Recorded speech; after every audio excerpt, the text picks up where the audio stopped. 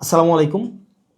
ধরেন আপনার এলাকায় এই মুহূর্তে আপনার পাশ দিয়ে বয়ে চলা নদীতে একটা লাশ ভেসে উঠলো। তখন আপনি তৎক্ষণাৎ পুলিশকে খবর দিলেন যে এই লাশটাকে উদ্ধার করার জন্য, যে এই লাশটা এসে উদ্ধার করে পোস্টমর্টেম করে যে আইনগত প্রক্রিয়া আছে সেগুলো মেনটেন করার জন্য পুলিশ আসলেন।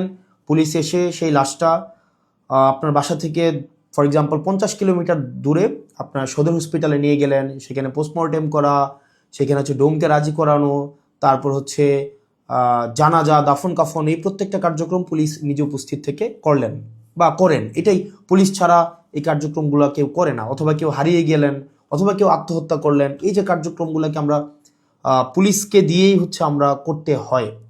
এখন কয়েকটা প্রশ্ন এখানে।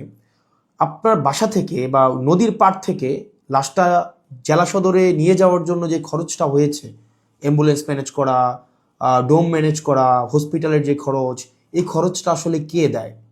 এই খরচটা দেয় হচ্ছে সেখানে নিয়োজিত যিনি দায়িত্বপ্রাপ্ত এসআই, কনস্টেবল বা যিনি যান, পুলিশের যে সদস্য যান, তাকেই কিন্তু এই খরচটা বহন করতে হয়। যেই 10-15 হাজার টাকা খরচ হয়, তাকে এই খরচটা বহন করতে হয়। যদিও সরকারি নিয়ম আছে যে এই খরচটা ফেরত দেওয়া হয়, কিন্তু যেই টাকা খরচ হয় আর যেই টাকা ফেরত দেওয়া হয়, ফর এক্সাম্পল 10,000 টাকা যদি খরচ হয়, সেখানে ফেরত দেওয়া হয় 500, 800, 1,000, 2,000 টাকা। তো সেটা দেখা যায় খরচ হওয়ার তুলনায় প্রাপ্তির যেই ব্যবধান, সেটা দৃশ্যমান অনেক বেশি ব্যবধান। তো এই পুরো খরচটা কিন্তু পুলিশকেই বহন করতে হয়।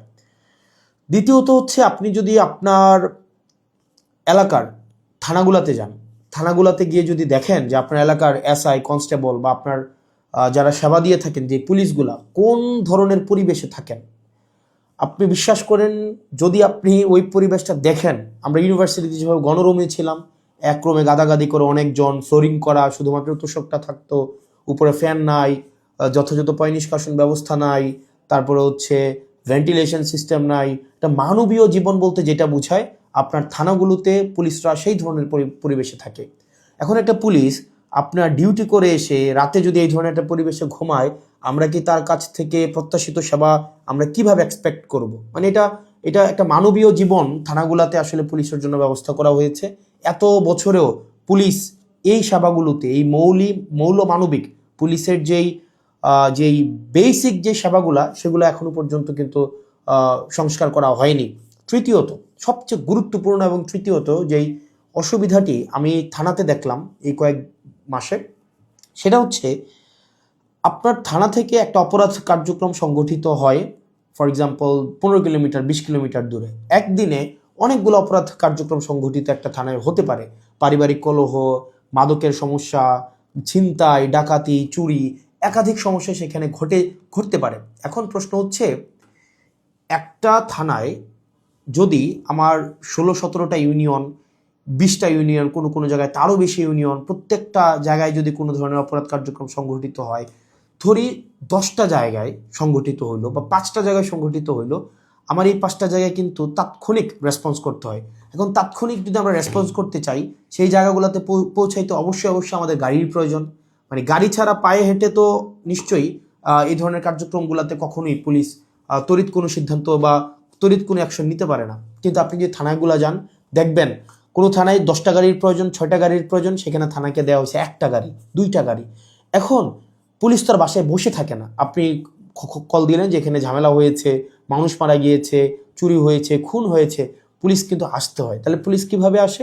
পুলিশ দেখা যায় একটা ভ্যান ভাড়া করে, একটা অটো ভাড়া করে, অথবা দেখা যায় একটা লেগুনা ভাড়া করে, সেইটা করে কিন্তু তাকে যেতে হয়।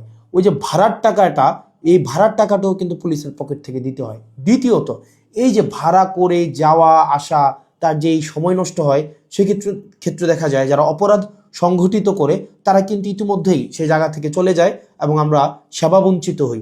সেজন্য আপনি যদি পুলিশকে যুগোপযোগী করতে চান, পুলিশকে যদি আপনি হচ্ছে তার সেবা তাৎক্ষণিক জনগণের কাছে পৌঁছাইতে চান, অবশ্যই অবশ্যই তার ট্রান্সপোর্টেশন ব্যবস্থাটা অবশ্যই অবশ্যই যথাযথভাবে করতে হবে। আপনি পুলিশকে ট্রান্সপোর্টেশনের গাড়ি দিবেন না। গাড়ি বলতে এখানে একটা পুলিশকে একটা গাড়ি, এটা বোঝানো হয় নাই। একটা কাভার্ড ভ্যান দেন, একটা 10টা পুলিশ একসাথে মুভ করতে পারে।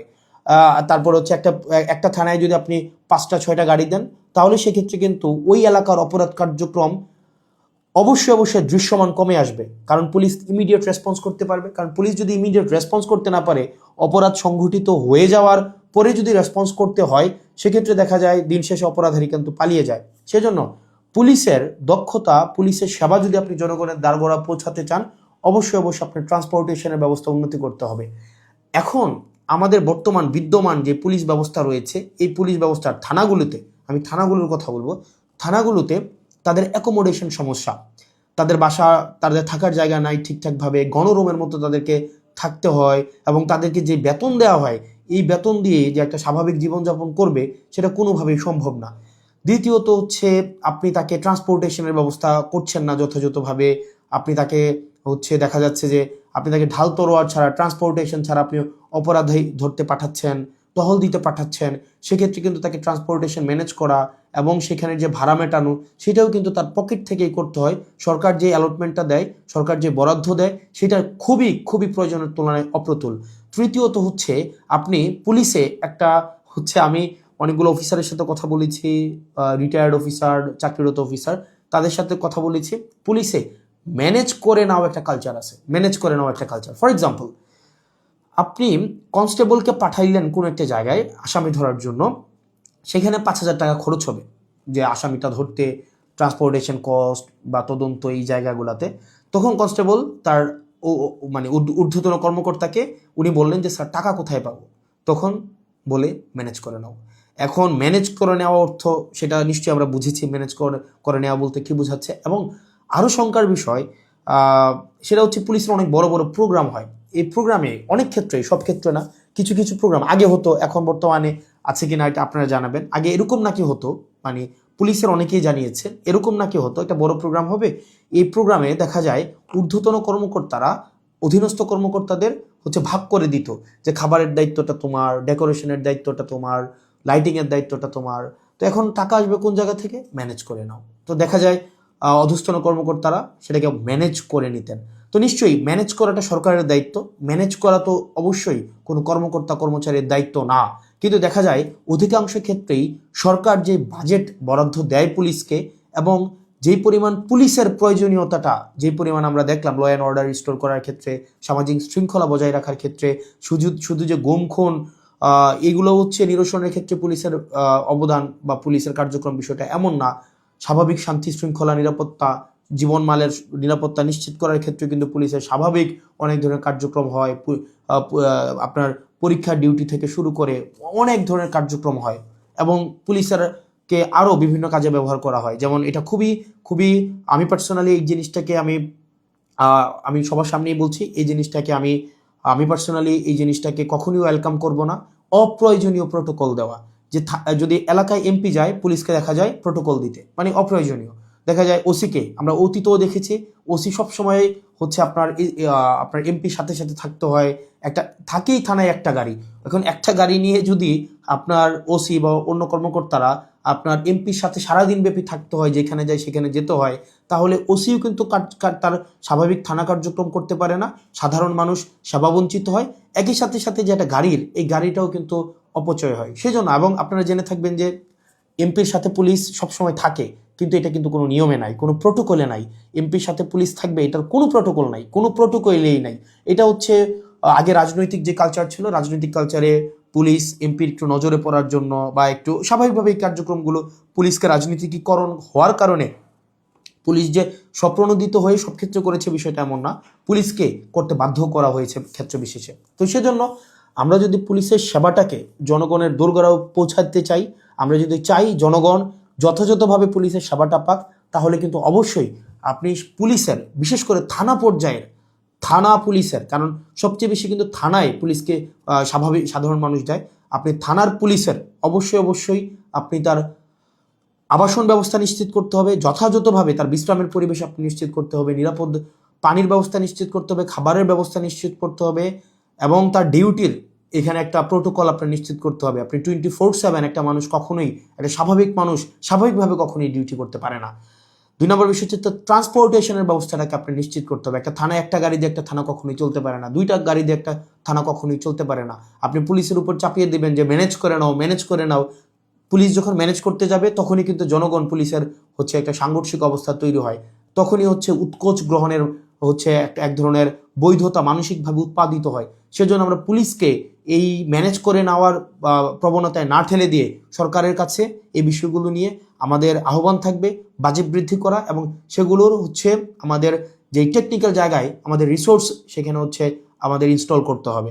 তৃতীয়ত তার মানে অ্যাকোমোডেশন, তারপর হচ্ছে ট্রান্সপোর্টেশন, আর হচ্ছে 3 নাম্বার যেটা হচ্ছে অযাচিত যেই রাজনীতিকীকরণের যে বিষয়টি রয়েছে সেটি থেকেও পুলিশকে আমাদের মুক্তি দিতে হবে।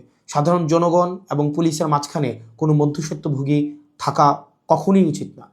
তো আমরা পুলিশের কখনোই, আমরা শুরু থেকে, আপনি যদি যান আমার টাইমলাইনে এখনও আছে যে অগাস্ট থেকে 2024-এর অগাস্ট থেকে পুলিশের যেই টেকনিক্যাল হচ্ছে রিসোর্স ইনস্টল করা, তাদেরকে সেটাকে এনরিচ করা, পুলিশকে জনমুখী করা, রাজনৈতিক প্রভাবে বলের বাহিরে নিয়ে যাওয়া, তাদের আবাসন, স্বাস্থ্য, চিকিৎসা সেগুলো যেন যথাযথ হয় সেটি নিশ্চিত করা, তার পেশাদারি যেই ব্যয় হয় সেই পেশাদারি ব্যয় যেন সরকারি খাত থেকে হয়, তাকে যেন সেটির জন্য ম্যানেজ করা কালচারে না যেতে হয়, সেটির জন্য কিন্তু আমরা গুরুত্ব দিচ্ছি। সেজন্য আমরা সংসদে এই বিষয়গুলো নিয়ে কথা বলবো যদি আল্লাহ সুযোগ করে দেয়, এবং যেহেতু সুযোগ করে দিয়েছে একই সাথে সাথে সরকারের কাছে বা মানুষের কাছেও যে এই যে পুলিশের, আমরা যে তৃণমূলের পুলিশের যে জটিলতাগুলো সেগুলো আমার কাছে মনে হয়েছে সবার জানা উচিত, যেহেতু থানাগুলোকে আমরা এখন খুব ক্লোজলি দেখছি, সেজন্য সবাইকে জানানো। আর পুলিশের প্রতি আমাদের সবসময় সংবেদনশীলতা রয়েছে, এবং আমরা চাই পুলিশ জনগণের হয়ে উঠুক, কোনো রাজনৈতিক দলের না, পুলিশ হয়ে উঠুক সবার। পুলিশের সাথে জনগণের সম্পর্ক থাকবে হৃদ্যতার, এবং প্রত্যেকটা মানুষ যেন ভয়হীনভাবে সেখানে অভিযোগ জানাতে পারে, এবং অপরাধী নির্মূলে পুলিশ সবসময় যেন সুদৃঢ় ভূমিকা পালন করতে পারে রাজনৈতিক যে কোনো প্রভাবের ঊর্ধ্বে উঠে। পুলিশের আবাসন সমস্যা, ট্রান্সপোর্টেশন সমস্যা, পুলিশের বাজেট বৃদ্ধি এবং পুলিশের ম্যানেজ করে নেওয়া কালচার থেকে পুলিশকে অবশ্যই মুক্তি দিতে হবে। আসসালামু আলাইকুম রহমতুল্লাহি ওয়া বারাকাতুহু।